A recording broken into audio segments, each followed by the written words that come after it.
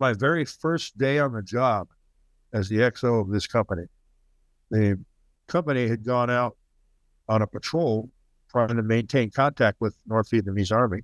So I asked the company commander if I could go along, and he said, no, I want you to stay here and take care of the wounded guys that are being taken back in and replacements that are coming out. I said, I got it.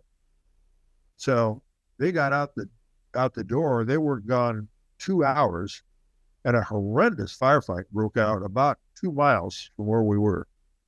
I'm hearing all this ammunition being expended, and I hear a lot of radio traffic going on. And I don't need an order to do this. I went around and got every scrap of M16 ammunition, grenades, and all that stuff that I could carry. There were 3 or 4 guys who were ambulatory wounded guys that could walk. And we literally ran out to this location carrying, and they're wide open field. If there were anybody out there waiting for us, we'd have been dead. But it was wide open. We ran all the way out to where the fight was going on. We got in right in the middle of it. Got ammunition out to the troops who were in their positions fighting. And there were some guys that were dead. We had to go. Some of them were laying out there. We didn't know they were dead. So I got some guys together. We went and did that, and it cleared a spot to make sure we got the medical evacuation helicopters come in. And I provided the cover. I took over the platoon from a guy who had been killed, platoon leader had been killed. And I was to provide the rear guard for the whole company as we backed out of this to go back to where we were for the night before. So kind of interesting. We were in an old French fort, which was there from the days of the French occupation. And we were selling this concrete. That's what we were using. This kind of historic look at that thinking, oh, geez, here we are. The French were here before us 25 years ago, and here we are next. So, yeah, and it's the 101st Airborne Division, which of World War II fame, the Band of Brothers, that movie, the TV series that was on for a long time. That Band of Brothers depicts a battalion of the 101st Airborne Division and told their stories and stories of members and how they interacted with their command, how they interacted against the Germans and all that, how they fought combat at the time.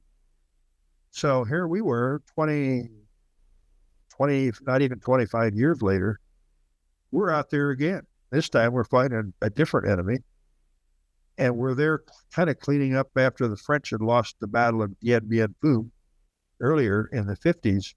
They got kind of crowded out of South Vietnam by that battle.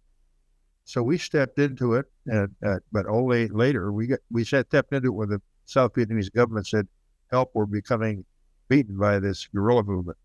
So we did. But anyway, the 101st, as I mentioned, is an expeditionary kind of a unit that goes anywhere and does anything.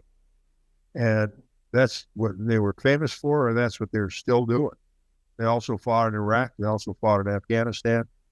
And elements of them get deployed in smaller groups whenever they're needed someplace.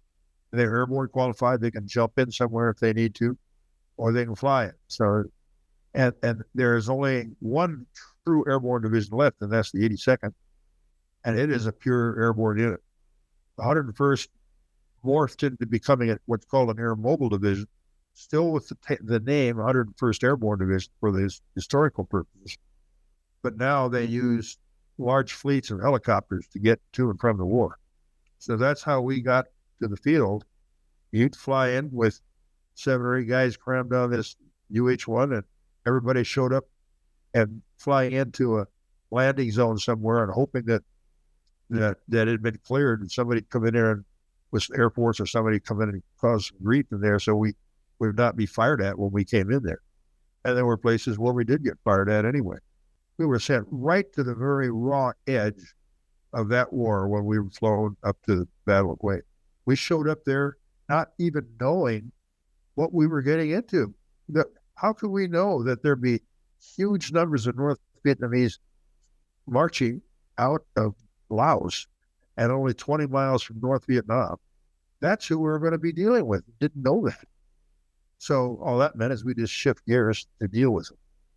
And the weather, the North Vietnamese were smart. They took advantage of the terrible monsoon weather at that time of year where we couldn't use our aircraft, at least our fighter aircraft. because it would block out the targets. That made life tougher. We depended a lot more on our artillery and gunships, but the helicopters couldn't fly in that weather either. Our access to air power was considerably less compared to the rest of the time we were there when it was a luxury.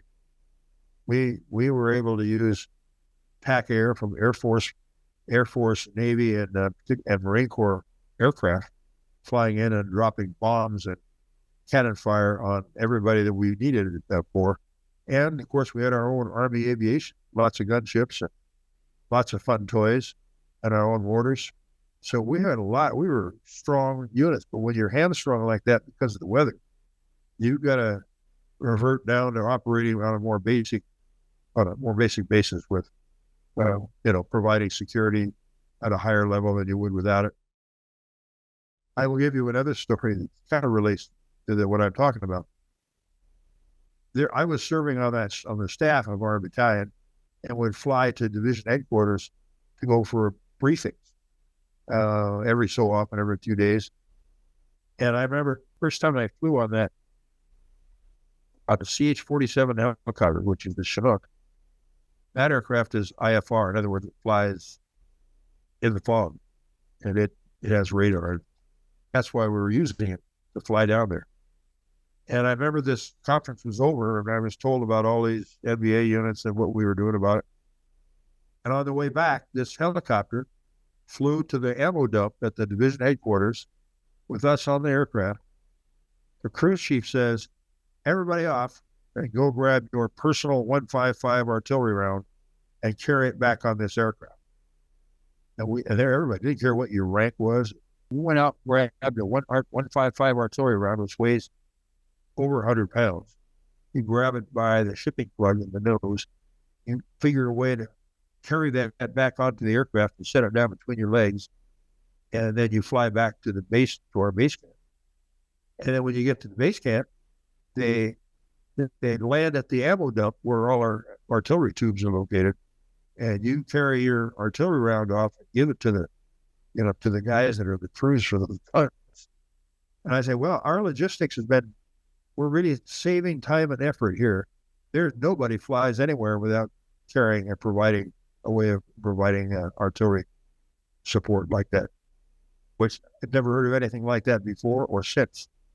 So, but that was a pretty wise use of using the resources, and that artillery is what kept us all alive. So, pretty good idea to do that.